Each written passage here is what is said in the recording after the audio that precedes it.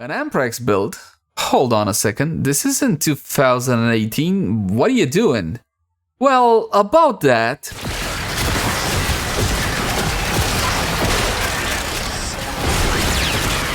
Hey guys, welcome back. As always, my name is Leyzar, and today we're going to be re-diving deeper into the Amprex. This is a low mastery champion as far as I'm concerned, so we're going to have a new player oriented setup, but we're also going to have an endgame setup that is fully capable of dealing with Steel Path in area of effect fashion. But as per the usual, please bear in mind that my builds and guides usually take a more new player friendly tone. I'm going to explain everything that you need to know regarding the weapon, how to build it, and its functionality.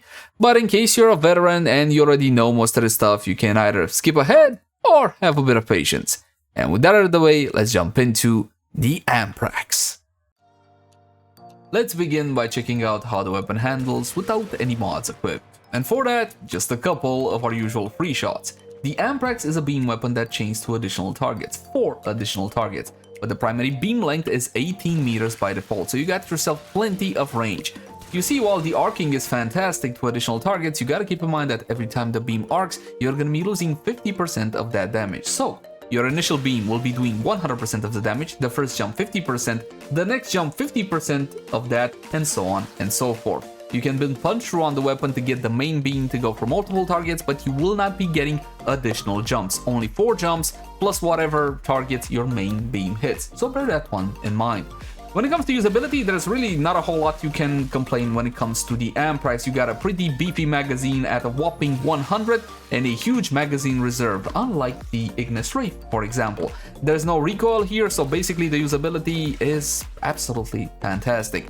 Not only that, this being a beam weapon, it also means that you're going to be getting 2 damage ticks per ammo, so bear that one in mind. Let's have a closer look at stats to see exactly what we're dealing with. Mod capacity is going to be 60 out of 60. As soon as you build your Amprex, it's going to come with 30 out of 30. You click actions, and in here you will have the option to install an Auto-King Catalyst that you can farm from Warframe, for example Nightwave, or you can pay 20 plat to have installed. Is it worth it on the Amprex? The Amprex used to be one of the best primary weapons in the game. That is not the case anymore, especially ever since Incarnate weapons came out. If you're the type of tenno that simply wants the best weapons and that's it, I got your back. Click the cards right now for a full top 10 on the best primary weapons in the game. As for the Amprex, it still packs one serious punch, but it falls flat of something like an Incarnate Torrid or Latron and so on. In my opinion, if you got this at mastery rank 7, 8, something like that, it's still definitely worth building the Amprex, and I'll show you exactly what this one is capable of. When it comes to the Forma, mine has been Forma 9 times. I do this only for testing and all sorts of mod combinations. For the weapon build, I'm gonna be recommending you 3, maybe 4 Forma is more than plenty. The accuracy is going to be a 12.5, we don't care, again it's pinpoint accurate, it arcs 2 additional targets, the beam doesn't really jiggle, unless of course you go with minus accuracy, which can be beneficial depending on the situation. The maximum ammo, fantastic 700, which means we can go a little bit crazy when it comes to the fire rate, because again, we do have that huge magazine of 100. With the reload on 2.6. Now the reload is definitely on the lengthy side, but again, you got 100 bullets there, and all of the ammo is gonna be doing 2 damage ticks, so bear that one in mind.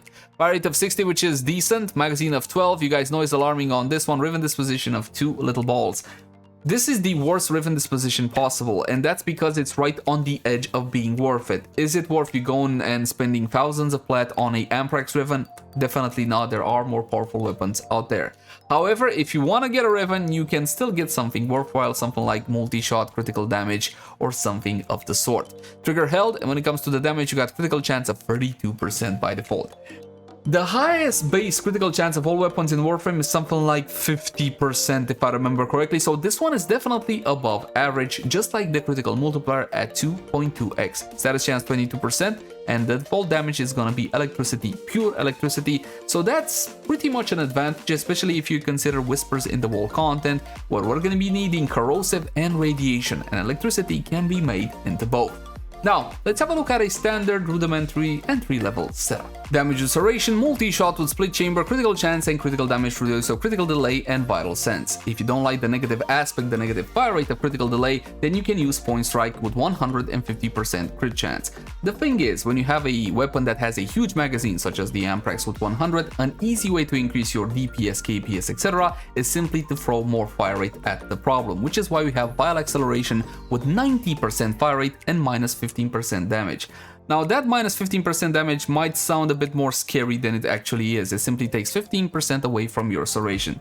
So don't tell nobody, but it's actually not that big of a deal. You also probably noticed a little something. Critical delay as well as vial acceleration are corrupted mods. That means they give you a whole chunk of something, but also take away a little bit of something. You gotta farm yourself the corrupted mods because most of them are best in slot in a whole lot of not only weapon builds, but also Warframe builds as well. And if you don't know how to farm corrupted mods, click the cards right now. Hunter munitions is mandatory on this one simply because you got a critical chance of 96% with critical delay alone.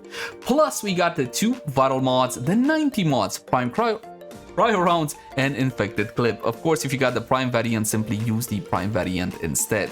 Now you might say, hold on Leyzar, why didn't you go for the 60/60 mods? We don't need that many vital procs, they cap out at 10, and I'm gonna be capping out at 10 really easily with the Amprex because again it's a beam weapon, we're getting that 2 damage ticks per ammo, and again each damage tick has a chance of applying that status effect, even though the status chance is awfully low at 22%, so in case of the Amprex, go for the 90s over the 60s.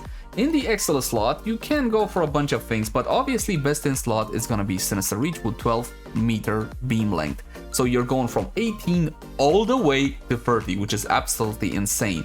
Do you need it? Well, if you're a newer player and you simply don't have the necessary resources, you can forget about this one for the time being, but you should unlock the empty arcane slot because this brings a whole lot of power to basically any weapon build. The test we're going to be conducting is on Corrupted Heavy Goons level 100. I don't think a mastery rank, let's say 10-10 should see anything tougher than this. We're going to go straight for a headshot because yes, you do have that headshot multiplier and you will see you're able to melt targets with no problem whatsoever. Especially the primary targets. Adjacent targets will be taking significantly less damage, but take a look at the amount of procs. Beautiful, fantastic. Look at the slashes. You got yourself your 10 vital, so you don't need to go for the 60/60s, and plenty of slash and electricity procs to be bringing the crowd control and the damage over time. So the Amprex, even in 2024, still packs one hell of a punch for what I like to describe as top-end normal level content. This is before you get into Steel Path, essentially. Look at that. Beautiful, fantastic. But let's say that you're not a newer player and you got the necessary mods and you want to make the Amprex do actual high-level content versus the newest and greatest, and that's gonna be Whispers in the Wall content. For that, we're gonna have to change the build a little bit. But this concludes the new player portion of the guide. Please keep this build as a jumping off point to something greater. Something like this. We're gonna have Galvanized Chamber instead of the normal one, and we'll also have Galvanized Aptitude instead of the Fire Rate. We will obtain that Fire Rate from another source. Galvanized Aptitude works a treat on this weapon. What do we got here? We got a Riven. Now, the Riven is totally optional. You don't need to go for one. It's damage and critical chance. The smarter choice, in this case, when it comes to absolute total damage output, would be for you to go for a faction mod. If you're going to fight the Murmur, as in Whispers in the Wall content, you can go for the Murmur faction mod. As a principle, I simply don't encourage faction mods, but there you go. Instead of the Riven, you can use something like a Bane mod, and if you don't like Bane mods, you can throw more flat damage at the problem. Normally, you should have more than enough from Galvanized Aptitude with the build I'm going to be showcasing, but a little bit more flat damage wouldn't hurt nobody. The elemental combination on the weapon right now is Radiation with Corrosive, and that's because the Murmur are weak to Radiation and Corrosive. It's going to depend on which target you hit. If you're going to be hitting the Necromex, those are weak to Corrosive. If you're going to be hitting the Stone-like Murmur, those are weak to Radiation. So going for a Radiation and Corrosive build, which is now possible thanks to the brand new mods, such as Radiated Reload, is definitely the way to go if you're going to be going for the brand new content. I also got Primary Frostbite on the weapon, which may seem like a peculiar choice. How are you even gonna proc it because there's no cold on the weapon? For that, we're gonna be relying on some Warframe buffs, or better said, some companion buffs. Right now, the best primer you can get is a Diriga. This is gonna be a jumping off point for the Diriga build. If you have something like this, you're pretty much good to go.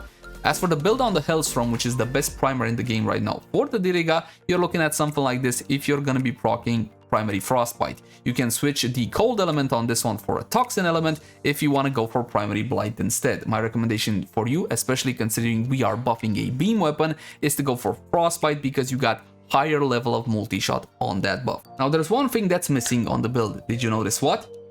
This is a weapon that deals damage over time, a whole lot of damage over time, thanks to 100 munitions and not only. So basically going for vital would be a no-brainer, but we don't have vital on the weapon, and our primer is focusing on doing cold damage, so we get those primary frostbite stacks up and we keep them up. So that means we gotta get vital from another source. For example, Grendel's Nourish. Another couple of additional augmentations would be Arcane Avenger or an Arcane Acceleration. Let me make one thing very clear. One source of fire rate is definitely required when it comes to the Amprex because you got a thick magazine and a thick ammo reserve as well. Definitely use it. But if I'm going for a Wisp, let's say I'm not gonna be using Arcane Acceleration because you're gonna be getting plenty of fire rate from her.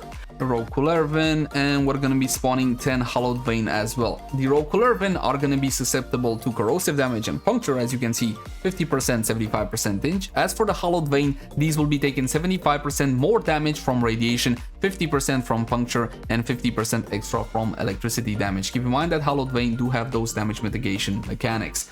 Hallowed Vein are not targets that normally show up all that often. You maybe see a couple of them in a mission, but I think they're gonna make a good showcase. And the Steel Path modifier. Vital from Grendel's Nourish. Look at this. Melt City absolutely destroyed all the Clervin without any issue whatsoever, and you can melt the Hallowed Vein as well. When the Hallowed Vein goes into its range attack, as in that beam, it's safe to hit them. If they go into their melee attack, that whole channeling thing, they get a whole lot of damage mitigation. This one. See, they're channeling this stuff on the ground? I'm barely touching them, look at that. They get like an insane amount of VHP, so just wait for them to finish, and then you can hit them quite nicely, like so, and melt them down. As you can see, the weapon performs. It melts these brand new targets without any issue whatsoever. Let's do Mirror Defense Steel Path mode. Now, this Mirror Defense is not exactly a new game mode per se. We saw it before with Citrine. However, it is a bit different from a cosmetic standpoint. And I'm gonna be taking you through the entire experience from the get-go, so you know exactly what you can expect from the Amprex. And again, the focus is on the weapon's performance. I'm not gonna be using Revenant to Enthrall or 1-3 or anything of the sort. I just wanna show you what this weapon can do versus base level Steel Path in the brand new Whispers in the Wall content. You got yourself some Clervin here, or there were some Clervin here. As you can see, the weapon can melt them without any issue whatsoever. If it could melt the 180s, of course it's gonna be melting the 150s as well. You're not gonna see tough enemies like those veins coming all that often. And you know, here's one thing that helped out a whole lot more than I thought it would. We're talking about that radiated reload mod, because the Amprex by default has that long reload time of 2.5 seconds. But with radiated reload, rolling into that 100 magazine plus the additional fire rate makes it all the more sweeter. Take a look at this. Vital on, enemies destroyed. Melted down without any issue whatsoever. Sinister Reach also with that 30-meter range now makes it so that I can easily hit targets from way over here.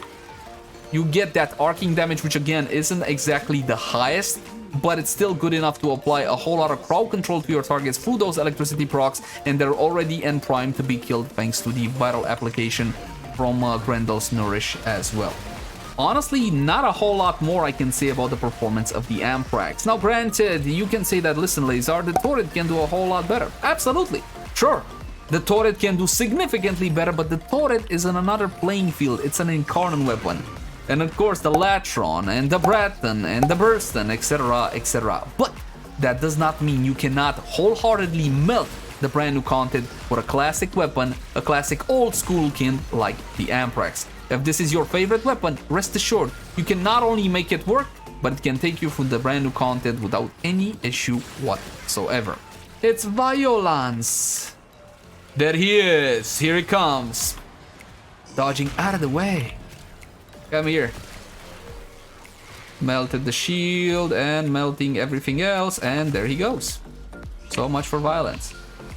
And I do believe, my friends, that is pretty much it. As always, my name is Leyzar. Thank you guys so much for watching. Like, favorite, share, and subscribe only if you enjoy the content. If you got any feedback for me, I would love to read it in the comment section down below. But you know what I want to know from you guys? What is your favorite weapon? And which Warframe weapon do you want me to revisit next? I promise you, I will take into account every single vote. You can also catch me on Techsar, where I do tech things. But until next time, my friends, bye-bye.